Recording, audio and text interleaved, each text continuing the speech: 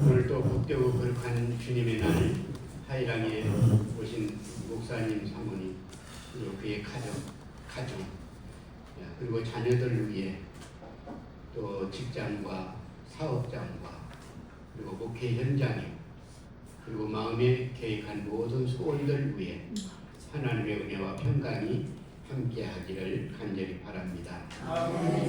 오늘 이 신명기는 그 개요를 먼저 말씀을 드리면 이스라엘 백성들이 가나안 땅에 들어가서 지켜야 할 그 법도가 그리고 재조명을 해주고 그리고 거기에 확인시키기 위해서 기록하는 것이 바로 이 신명기서다 이렇게 볼 수 있습니다. 그래서 이 신명기서를 다른 말로 바꾸고 말하면 애굽을 떠나 광야에 횡단을 할 때에 이스라엘 백성들의 그 신앙과 그리고 그들의 모든 생활을 잘 지켜나갈 수 있는 그런 하나의 지침서가 신명기다 이렇게 볼 수 있습니다.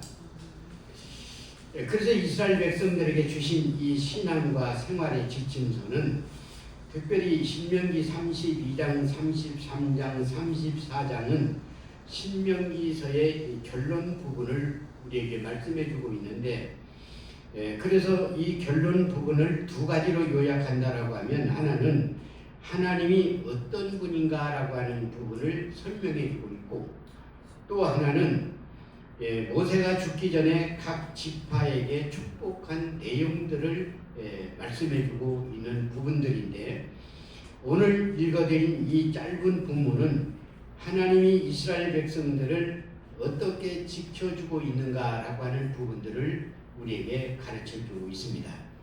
그래서 오늘 말씀의 제목을 지키시는 하나님 이런 제목으로 말씀드릴 때 은혜가 함께하기를 간절히 바랍니다. 그 다음에 첫째는 열악한 환경에서 지켜주시는 하나님이었다.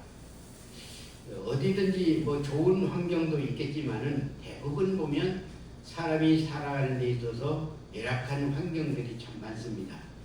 도시는 도시대로 또 시골은 시골대로 또 산골은 산골대로 또 바닷가는 바닷가대로 좋은 점도 있겠지만 열악한 환경들이 참 많이 있게 되는데 그래서 그런 환경 속에서도 하나님은 우리를 지켜주고 있다라고 하는 것입니다.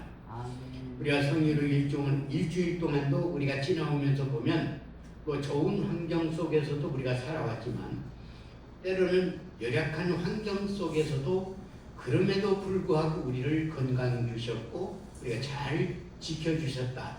그래서 오늘 복된 날 우리가 하나님 앞에 모여서 몸과 마음과 뜻과 정성을 모아서 하나님께 예배드리는 것도 하나님이 우리를 지켜주셨기 때문이다 이렇게 생각을 합니다. 오늘 10절 말씀에 보면 여호와께서 그를 황무지에서 짐승이 부르짖는 광야에서 만나주셨다 이렇게 말씀을 하고 있습니다. 이 내용을 보면 이 환경은 열악한 환경입니다. 위험한 환경입니다.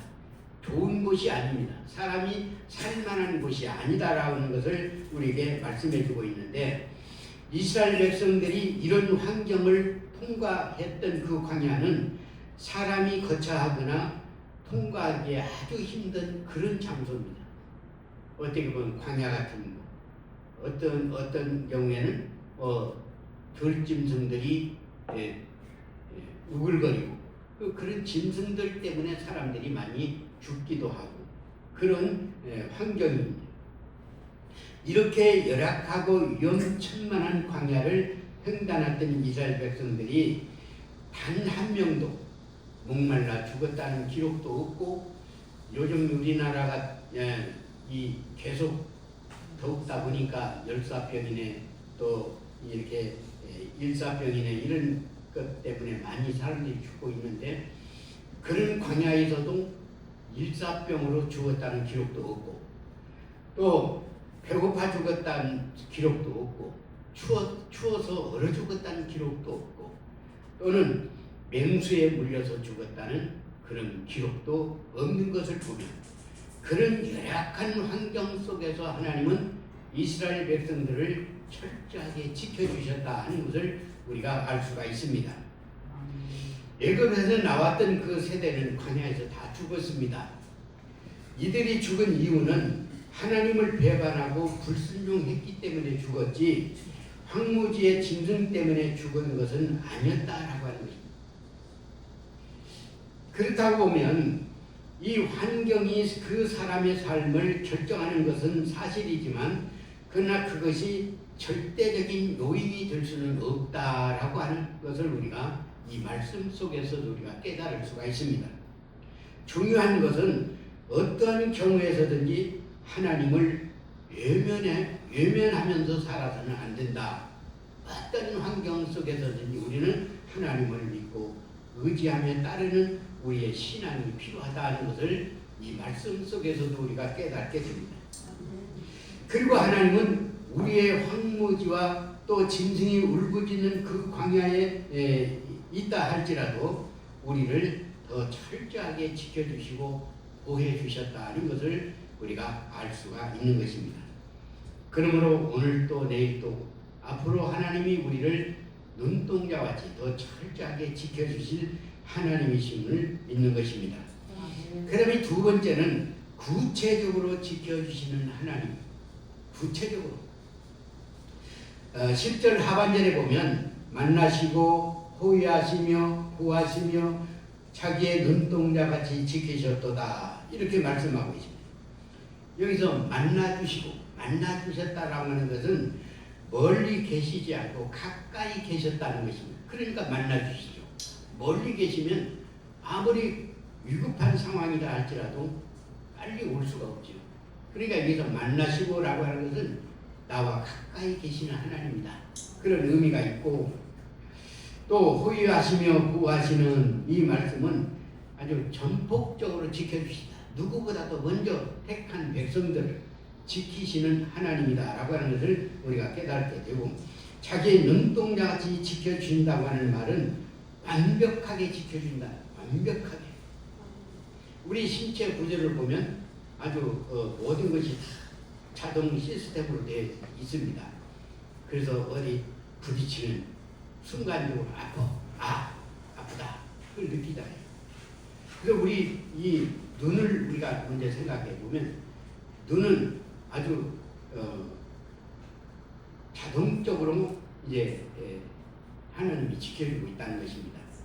비가 내려서 빗물이 흐르면 눈썹이 뚝을 막아서 눈으로 직접 들어가지 않게 만들어주고 또 바람이 불어서 티끌이 눈에 들어가면 순간적으로 이 눈꺼풀이 닫혀서 먼지가 안 들어가고 설령 또 먼지가 들어갔다 할지라도 눈물샘이 터져나와서 그 눈으로 눈을 씻어주기 때문에 그래서 정상적인 눈으로 되고 때로는 우리가 나이가 먹게 되니까 눈이 건조하게 되죠. 건조하게 되면 눈물샘에서 눈물이 나와서 건조한 것을 없애주고 또 이것도 부족하면 인공눈을 넣어서 우리 눈을 이렇게 촉촉하게 적셔주시고 이런 모든 것들을 하게 되는 것을 보면 우리 하나님께서는 우리를 지켜주시되 아주 철저하게 잘 지켜주신다라고 하는 것입니다.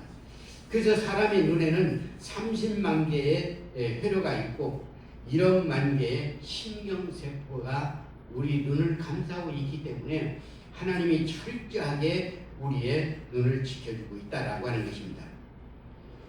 그래서 거리의 측정도 우리 눈이 정확하게 하기도 하고 또 이 밝기도 때로는 하나님께서 우리에게 다 이렇게 어두운 곳은 또 밝게 볼 수 있도록 눈을 조절해주고 밝은 곳은 너무 눈이 희니까 좀 조절을 해서 잘 볼 수가 있게 되고 또 색깔도 보면 아무리 여러 갖가지 색이 있다 할지라도 우리 눈은 뚜렷하게 뭐 빨간색이면 빨간색, 검정색이 검정만 보이게 하는 것이 아니라 아주 천연색으로 다 보이게 만들어주시고 이 색깔까지라도 이렇게 정확하게 하나님은 우리를 이렇게 보호해주고 있다라고 하는 것입니다.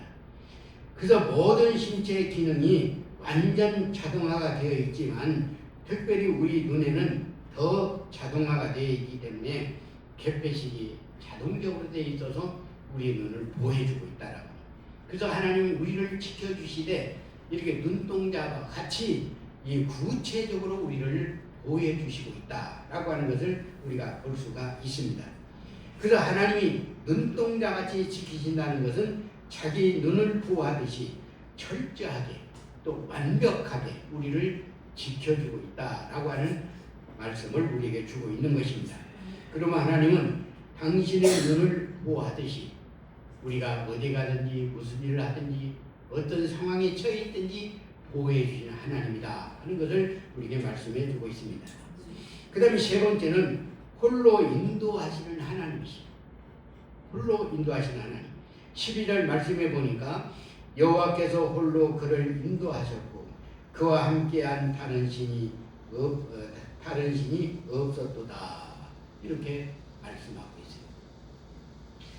그러니까 하나님은 한 분이시고 홀로 계시면서 모든 것을 다 하시는 하나님이신 것을 우리에게 말씀해 주고 있는데, 애굽의 바로왕은 군대를 동원해서 이스라엘 백성들을 때로는 괴롭히고 때로는 추적하면서 죽이려고까지 했지만, 그러나 하나님께서는 홀로 홍해 바다를 갈라놓으시고 애굽 군대들의 추격을 피할 수 있도록 갈라서 건너가게 만든 다음에 다 건넌 후에 애굽 군대가 도착했을 때에 이미 물이 합쳐져서 애굽 군대는 다 숨을 시키고 이스라엘 백성들을 무사히 구원시킨 것을 볼 수가 있습니다. 이렇게 하나님은 누구와 협력해서 하시는 것이 아니고 홀로 모든 일을 다 하시는데, 그래서 하나님은 홀로 하셨기 때문에 무엇이든지 다 가능한 거예요. 서로 협력하게 되면 서로 의견 충돌이 생기게 되고 이것이 옳으네 이것이 나쁘네 서로 의견 충돌해서 일을 그르칠 수도 있지만, 하나님은 한 분 홀로 계시기 때문에 모든 것이 다 가능하다라고 하는 것입니다. 그런데 중요한 것은 이스라엘 백성들을 인도하는 방법입니다. 11절 보면은 마치 독수리가 자기의 보금자리를 어지럽게 하며 자기의 새끼 위에다 벌거리며 그의 날개를 펴서 새끼를 받으며 그의 날개 위에 그것을 엎는 것 같이라고 이렇게 말씀하고 있습니다. 그래서 여기서 보면은 이 독수리가 이 새끼를 훈련시키는 그 과정이 거기 나오고 있습니다.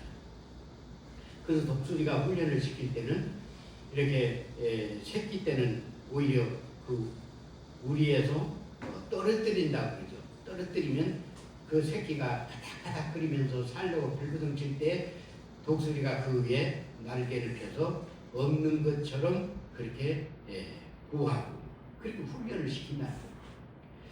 그래서 땅에서의 왕은 사자라고 보면 공중에서의 왕은 독수리라고 이렇게 볼 수 있는데, 독수리가 이 바다의 공중의 왕이 된 것은 그만큼 강한 훈련을 통해서 강한 새로 만들었기 때문에 그렇게 볼 수가 있는 것입니다.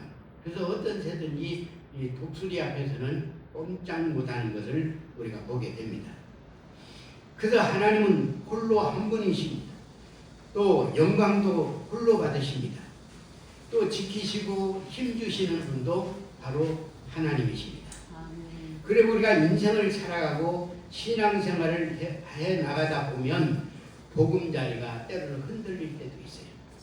이럴 때 우리는 지키시는 하나님께서 나를 보호해 주시고 지켜준다는 사실을 기억을 하고 우리는 하나님을 철저하게 믿으면서 잘 이겨나갈 수 있기를 바라는 것입니다. 아멘. 독수리가 둥지에서 떨어지는 그 아픔과 고통이 있을지라도 그것에 하나님이 연단을 시켜서 훈련을 통해서 강한 독수리로 만들 것입니다.